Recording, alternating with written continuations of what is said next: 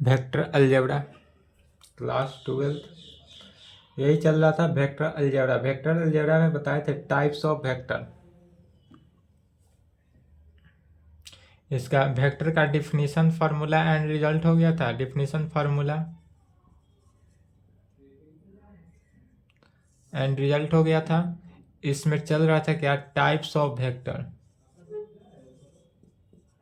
Types of vector, types of vector में क्या था, पहला जीरो वेक्टर, या इसी को क्या कहते हैं, नल वेक्टर। इसका डिफिनीशन एग्जांपल हो गया था। दूसरा इक्वल वेक्टर,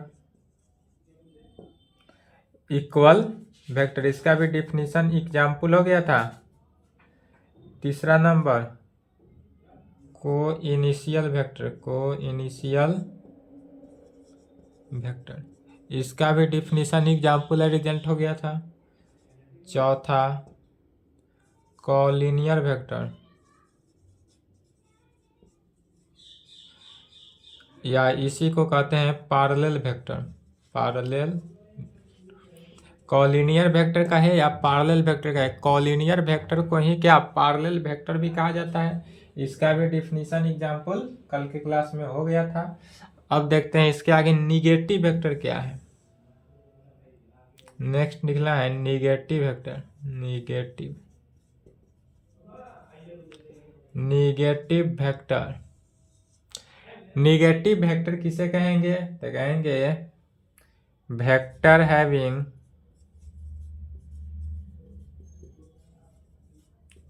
सेम मैग्नीट्यूड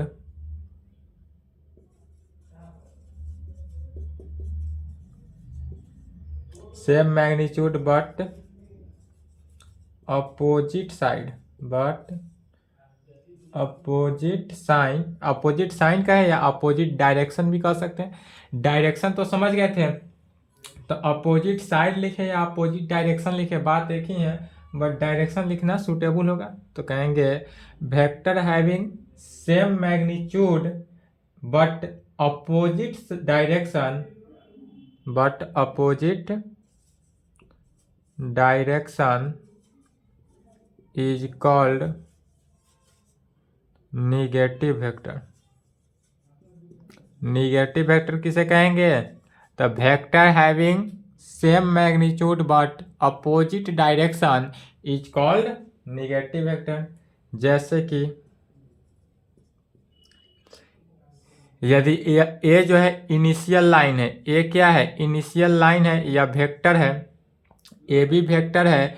ए इनिशियल लाइन ले लेते हैं, बी जो है फाइनल लाइन ले लेते हैं, और दूसरा सी डी लेते हैं, जिसमें सी जो हो गया क्या इनिशियल लाइन, डी जो हो गया फाइनल लाइन। अब यह जो है डायरेक्शन इस तरफ हो गया, तो यह जो है वेक्टर ए बी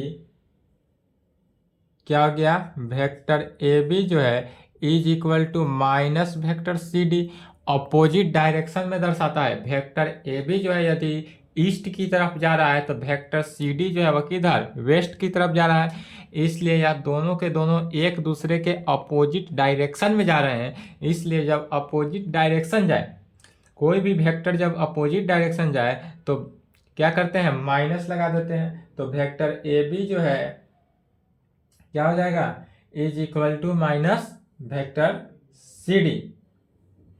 तब कहेंगे यह दोनों के दोनों क्या है, are called negative direction, is called negative direction. चलिए यहाँ तक लिखेंगे, और यह जो है निगेटिव वेक्टर कहेंगे, यह निगेटिव वेक्टर। चलिए यहाँ तक लिखें।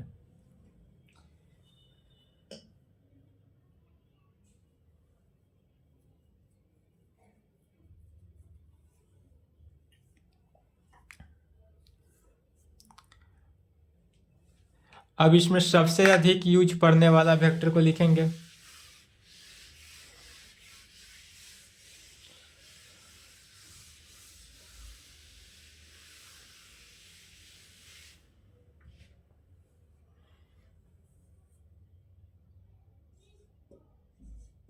यूनिट वेक्टर,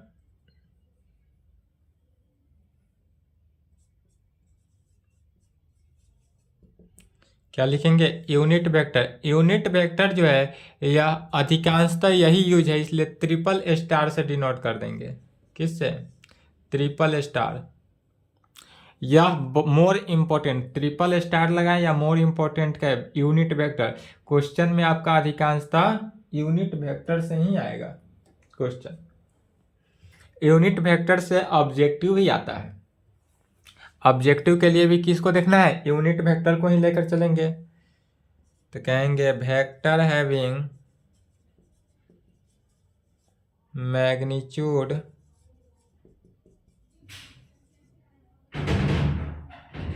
यूनिटी, इसका मैग्नीट्यूड जो होना चाहिए vector having magnitude unity, vector का मैग्नीट्यूड जो होगा वह यूनिटी होना चाहिए। यदि वेक्टर का मैग्नीट्यूड जो है यूनिटी के फॉर्म में हो, यूनिटी माने क्या हुआ? यूनिटी का हिंदी हो जाता है इकाई। यूनिटी को कहते हैं हिंदी में इकाई। यूनिटी मतलब इकाई, एक। सरल भाषा में क्या कहेंगे? एक। यदि हमारा वेक्टर वैसा वेक्टर जिसका मैग्नीट्यूड माने जिसका परिमाप एक हो, उसे क्या कहते हैं? Unit vector. तो डेफिनेशन कहेंगे vector having magnitude unity is called unit vector, is called unit vector. Vector having magnitude unity is called unit vector. जैसे कि यदि हम मान लेते हैं कोई वेक्टर ले लिए, इस पे समझना है। यदि यह कोई हम क्या करते हैं? वेक्टर ले लेते हैं। यह क्या है? वेक्टर ए ले लेते हैं। मान लेते हैं कि यह हमारा जो है वेक्टर ए है। यह क्या लाइन? यह जो लाइन लिए, यह लाइन जो है वेक्टर ए लिए। इस वेक्टर ए में वेक्टर ए के जो वेक्टर ए को जितने भागों में डिस्ट्रीब्यूट किए, यदि हम वेक्टर ए को जितने भागों में डिस्ट्रीब्यूट करेंगे उतने बार को क्या कहेंगे? जैसे कि यह फर्स्ट हुआ तो इसको ए कैप। इस टोपी पहनाते हैं, ए के ऊपर यदि हम टोपी पहना दिए, इस प्रकार से ही लिखना है। ए का टोपी पहनाया गया अर्थात क्या कहेंगे? A cap. इसको बोलेंगे क्या? ए कैप। ए के ऊपर क्या किया है? टोपी पहना दिए। फिर यह जो खंड है यह भी क्या हो गया? A cap, A cap, A cap, A cap. Vector A को कितने भागों में? 5 भागों में डिस्ट्रीब्यूट किए, और जो भाग जो डिस्ट्रीब्यूट हुआ पांचों भाग, एक को हम यदि एक कैप बोलेंगे तो 5 बार आ रहा है, मैंने 5 कैप। तो वेक्टर ए जो है वह 5 कैप के बराबर 5 एक कैप के इक्वल आ रहा है, अर्थात ए का वैल्यू जो होगा वह क्या हो जाएगा? 5 मीटर। यदि किसी वेक्टर को, एक ही वेक्टर को यदि हम क्या करते हैं 4 बार कटअप किए तो वह कितने? 5 भागों में डिस्ट्रीब्यूट हो जाता है। वेक्टर को ऐसे भागों में डिस्ट्रीब्यूट करते हैं। यही यदि हम मान लेते हैं कोई वेक्टर बी ले लिए, इसको कितने? 3 भागों में किए तो यह क्या हुआ? B cap, B cap, B cap, अर्थात इससे बी का वैल्यू कितना निकला? 3 मीटर। जितने भागों में डिस्ट्रीब्यूट होगा, जितने भी कैप को जितने भागों में डिस्ट्रीब्यूट करेंगे उतना ही भाग में क्या होगा? अलग अलग होगा। मीटर में ले, सेंटीमीटर में ले, जैसा क्वेश्चन रहे वैसा लेंगे। हम एग्जाम्पल में इसको ले लिए हैं, इसको एग्जाम्पल में समझा दिए हैं। मीटर से सेंटीमीटर जिसमें अगर दिया रहे उस तरफ से लेंगे। तब एक कैप का जो वैल्यू होता है, यदि एक कैप का वैल्यू निकालना हो तो एक कैप का वैल्यू कैसे निकालते हैं? तो वेक्टर ए डिवाइडेड बाई ए। पहले ए का वैल्यू निकालना समझ गए? ए का वैल्यू निकाल लिए, बी का वैल्यू निकाल लिए। अब यदि कहा जाए क्या एक कैप का वैल्यू निकालना हो तो एक कैप का वैल्यू कैसे निकलेगा? तब वेक्टर ए बाई ए से, या वेक्टर ए बाई ए कहें या वेक्टर ए बाई ए निकालते हैं तो ए को लिख सकते हैं वेक्टर ए का मैग्नीट्यूड। जब भी हम वेक्टर ए का मैग्नीट्यूड निकालेंगे तो वह किसके इक्वल हो जाएगा, ए के इक्वल आएगा। ध्यान रखेंगे ए कैप निकालने का फॉर्मूला क्या हुआ, तो A cap is equal to vector A by A कहें या vector A by magnitude of vector A कहेंगे, वेयर जहाँ ए का वैल्यू जो है वेक्टर ए का मैग्नीट्यूड होता है। ए जो है किसके इक्वल होता है, तो ए जो है वह वेक्टर ए का मैग्नीट्यूड के इक्वल होता है। यदि बी कैप निकालना हो तो बी कैप के कंडीशन में भी same apply, B cap is equal to क्या हो जाएगा, vector B divided by B या vector B by vector B का क्या होगा, मैग्नीट्यूड।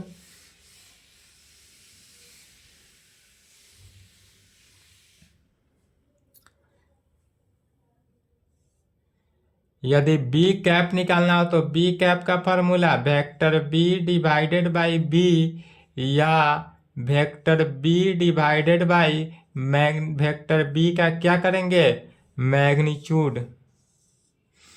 चूंकि या वेयर बी जो है मैग्नीट्यूड ऑफ वेक्टर बी के बराबर होता है, बी का जो वैल्यू है वह मैग्नीट्यूड ऑफ वेक्टर बी के इक्वल होता है। अर्थात इसको नोट पॉइंट में लिख लेंगे, एग्जाम्पल के थ्रू से निकला ए कैप का वैल्यू, तो ए कैप जो है किसके इक्वल हो गया, वेक्टर ए बाई ए के या मैग्नीट्यूड ऑफ वेक्टर ए के। इसलिए वेक्टर ए का अगर वैल्यू निकालना हो तो vector A is equal to A cap into magnitude of vector A का। Vector A is equal to क्या हो गया, ए कैप इंटू, इंटू है माने गुना, into magnitude of vector A के। इसको नोट नंबर 1 लिखेंगे, नोट नंबर 2 में कहेंगे B cap is equal to vector B by vector B का मैग्नीट्यूड कहें या मैग्नीट्यूड ऑफ वेक्टर बी कहें।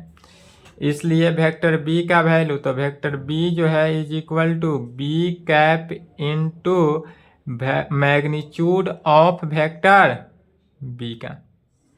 इसलिए वेक्टर बी का वैल्यू निकालना हो तो कैसे निकालेंगे, B cap into magnitude of vector B से।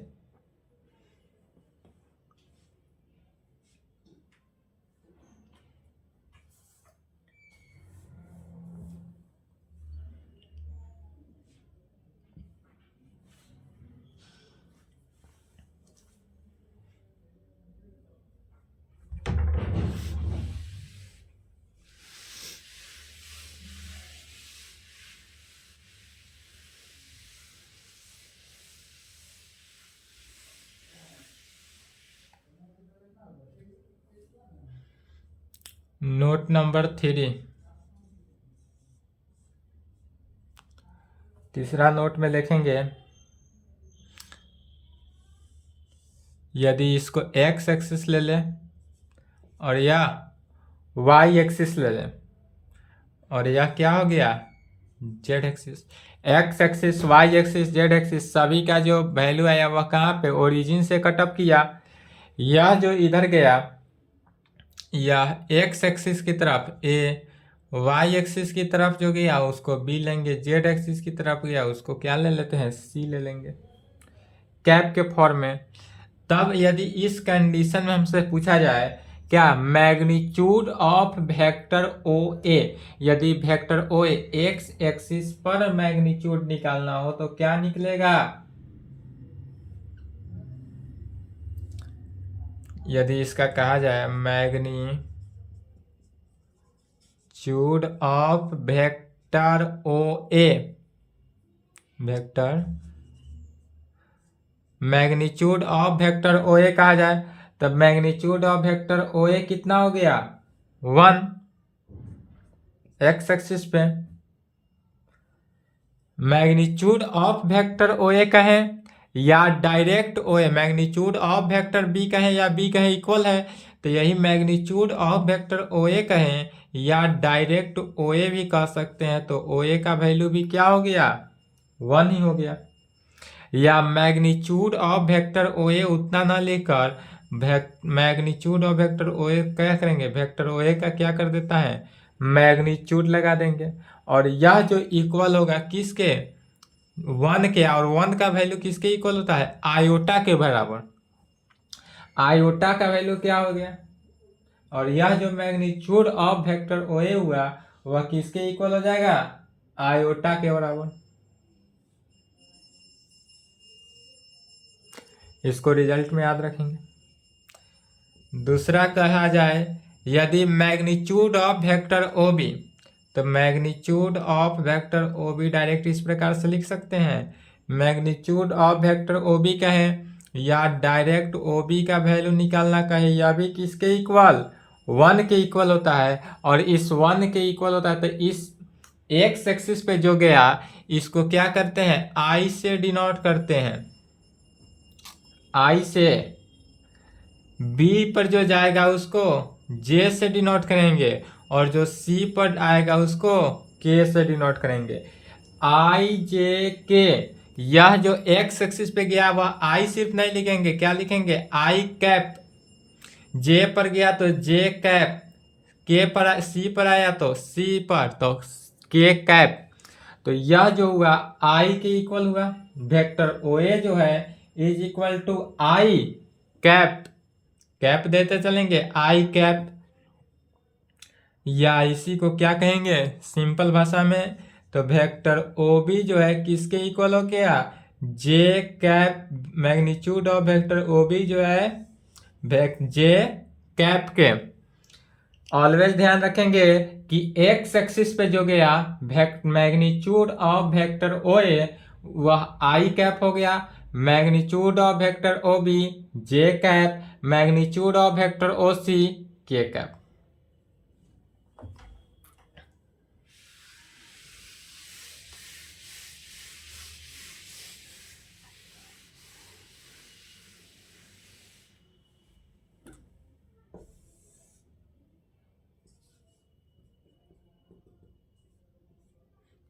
Magnitude of vector O C या ओ सी भी कह सकते हैं, और यह भी इस किसके इक्वल, 1 के इक्वल, और इसी को कह सकते हैं magnitude of vector O C is equal to K cap, किसके इक्वल, के कैप।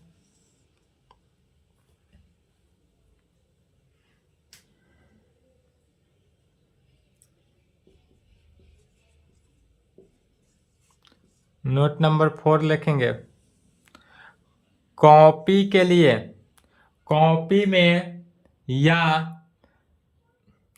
नक्शा में, मैप में, किसी भी बुक से यदि आपको नॉर्थ साउथ ईस्ट वेस्ट देखना होता है तो किस तरह आप देखते हैं, डायरेक्ट देखना होता है तो जिधर से सूर्य दिखा उस तरफ खड़े हो गए तो ईस्ट हो गया पूरब। बट कॉपी के लिए कॉपी के लिए नॉर्थ किधर होता है, या फिर किसी भी मैप के लिए देखना हो तो यह जो ऊपर की तरफ हुआ यह हुआ north south, north south east west.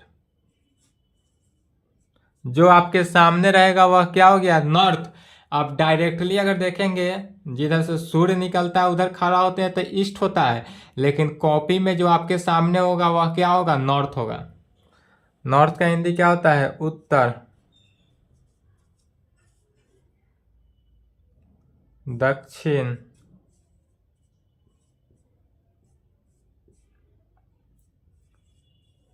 पूर्व, पश्चिम। कॉपी में ऑलवेज याद रखेंगे कि नॉर्थ साउथ ईस्ट वेस्ट किधर होता है, ठीक है।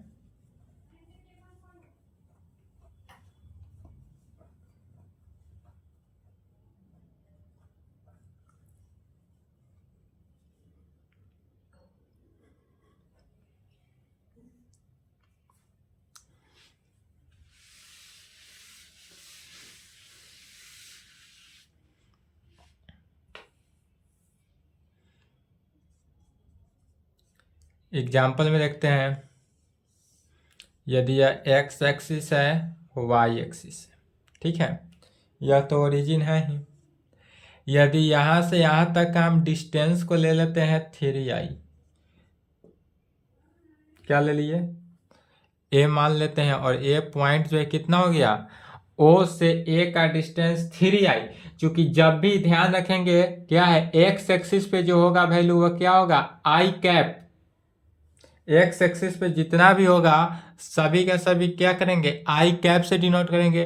वाई एक्सिस पर जितना होगा वो उसको क्या करेंगे, जे कैप। इसको यदि हम बी पॉइंट ले लेते हैं, ओ से बी का डिस्टेंस 4j कैप ले लेते हैं, तो इस कंडीशन में एनी पॉइंट यदि यहाँ पर इसका और इसका दोनों का मिक्सन 11th क्लास कोऑर्डिनेट से यह जो पॉइंट बना, एनी पॉइंट मान लेते हैं पी पॉइंट, पी पॉइंट का coordinate 3i cap 4j cap होगा। अब इस O से P को मिला देंगे और P को A से मिला देंगे, ठीक है। इसको मिलाने की आवश्यकता नहीं है, इसको मिला दिए। यह जो गया O से A तक का इधर गया, यह डायरेक्शन भी कहाँ मिलता है, P पॉइंट पे मिलता है। या इसको B पॉइंट ना लेकर इसको इस साइड ना लेकर इधर ले लेते हैं 4j कैप, और यहां क्या किए, B पॉइंट ले लिए। इस पॉइंट को क्या ले लिए, B पॉइंट ले लिए, और इसमें कोऑर्डिनेट लिखने की आवश्यकता नहीं है। कोऑर्डिनेट कहाँ लिखते थे, 11th में, फिर 12th में 3D, इसके बाद वेक्टर जब समाप्त होगा तब है। अब बताएंगे वेक्टर OA का वैल्यू क्या होगा। तो वेक्टर OA कितना है, 3i cap. Vector OA is equal to 3i cap. Vector OA कितना हो गया, 3i कैप। वेक्टर AB की बात करें तो वेक्टर AB कितना हो गया, vector AB 4j cap. Vector AB 4j cap. अब वेक्टर OC की यदि बात करें, वेक्टर OB, या जो वेक्टर OB है, तो वेक्टर OB के लिए क्या हो गया, vector AB plus vector OA plus vector AB।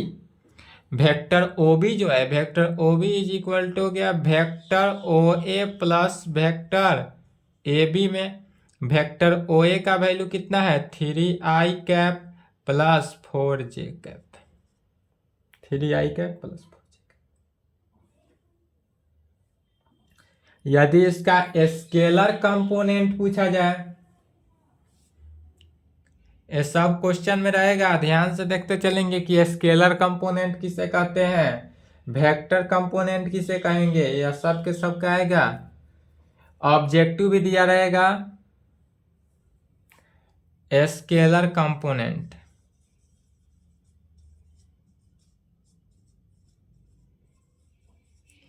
Scalar जो कंपोनेंट होता है, या स्केलर कंपोनेंट वेक्टर OA के आई, या डायरेक्ट बोल सकते हैं आई का आई का कोफिशिएंट एंड जे का कोफिशिएंट, और यदि के रहेगा तो के कोफिशिएंट को भी लेकर चलेंगे।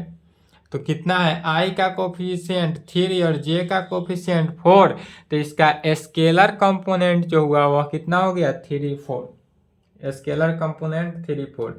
इसी स्केलर कंपोनेंट को एक और नाम से जानते हैं जिसको डायरेक्शन रेशियो कहा जाता है। स्केलर कंपोनेंट को ही डायरेक्शन रेशियो के नाम से जाना जाता है, डायरेक्शन रेशियो।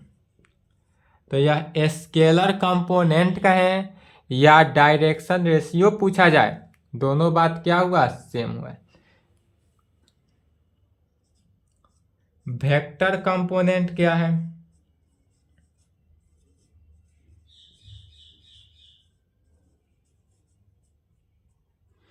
वेक्टर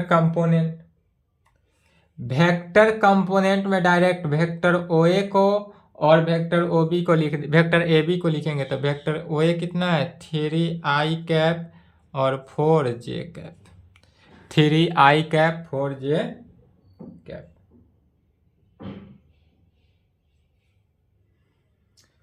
पुनः वेक्टर AB, यह जो है वेक्टर AB प्लस पहले यहाँ तक लिखे तो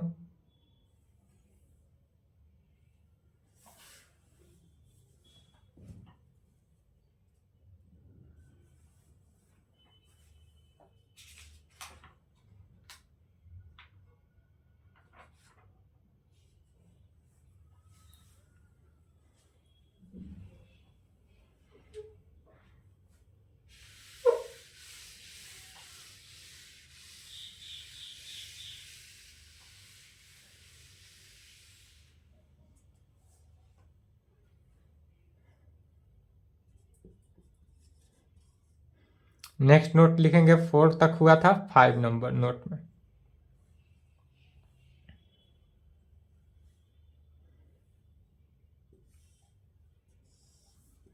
यदि यह एक्स एक्सिस है, वाई एक्सिस ले लेते हैं, या तो ओरिजिन है ही।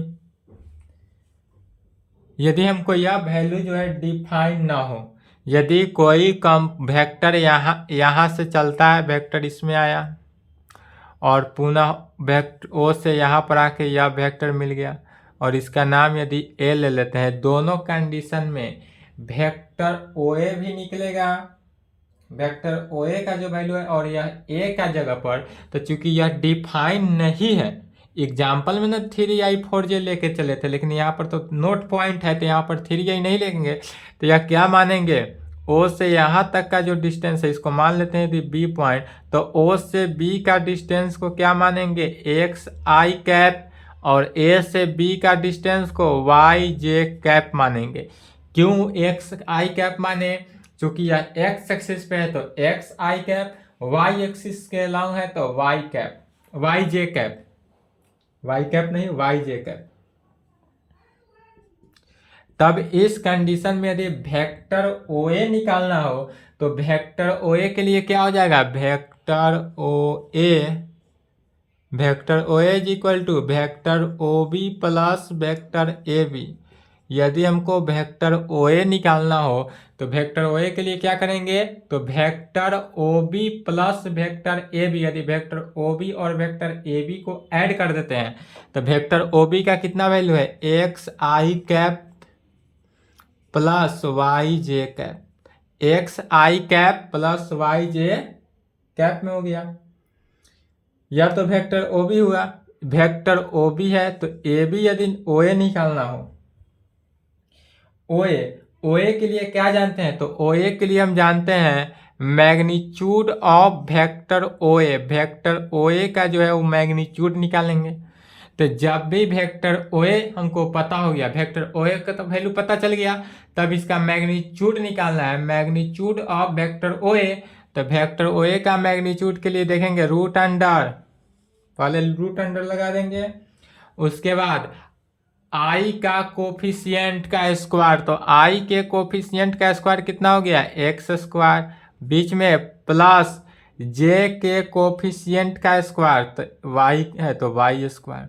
तो ओ ए जो हुआ, ओ ए भी कह सकते हैं, या magnitude of vector O A, magnitude of vector O A का वैल्यू अगर निकालना हो तो कैसे निकालेंगे, root under X square plus Y square. यदि हमारा वेक्टर ए दे दिया जाए X I cap plus Y J cap, और कहा जाए मैग्नीट्यूड ऑफ वेक्टर ए निकालने के लिए, तो क्या निकालेंगे, root under X square plus Y square.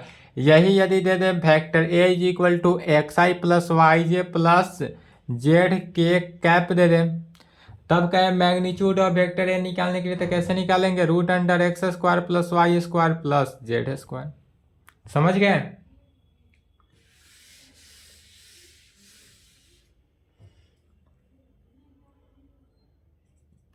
दूसरा में कहेंगे यदि vector A is equal to हम ले लेते हैं क्या, X I cap plus Y J cap plus Z K cap, तब क्या कहेंगे,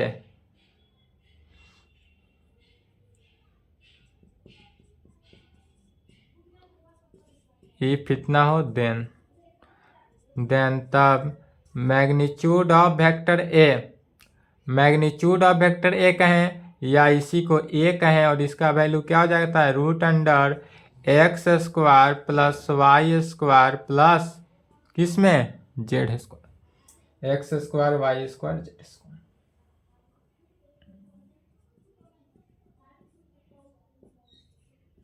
इफ यदि हमारे पास वेक्टर ए बी दिया हुआ हो, वेक्टर ए बी यदि हमको गिवन हो A I cap plus B J cap plus C K cap, यदि इस फॉर्म में हमको वेक्टर ए बी का फॉर्म इस प्रकार दिया हुआ हो, देन तब magnitude of vector A B कैसे निकालेंगे। तब magnitude of vector A B कहें या इसी को सिंप्लीफाई में डायरेक्ट ए बी भी लिख सकते हैं।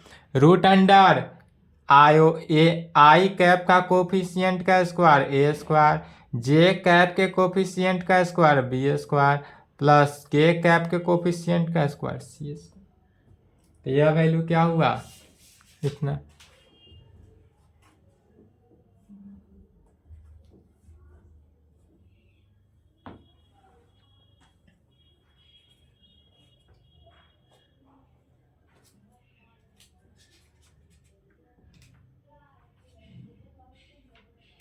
चलिए इसके आगे रखना है position of vector, position vector of point पे, वह नेक्स्ट क्लास में देखेंगे। आज के लिए यहीं पे रखने देते हैं, यहाँ तक कंप्लीट कर ले, इसके आगे नेक्स्ट क्लास। किसी भी पॉइंट पर वेक्टर का पोजीशन कैसे निकालेंगे, पोजीशन वेक्टर नेक्स्ट क्लास में।